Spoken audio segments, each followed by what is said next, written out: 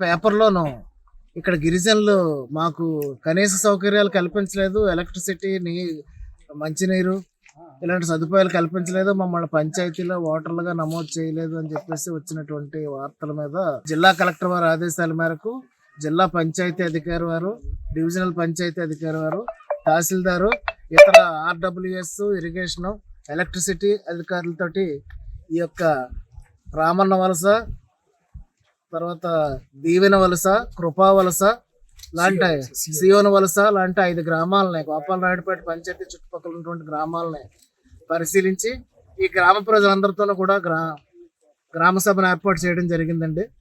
జరిగిన తర్వాత ఇక్కడ వీళ్ళ సమస్యలు తెలుసుకొని వీళ్ళందరి దగ్గర కూడా మేము గ్రామ సభలో వాళ్ళు చెప్పినటువంటివన్నీ రాసుకున్నాము. తదితర అధికారులను కూడా వాళ్ళ వెర్షన్ కూడా తెలుసుకోవడం జరిగింది.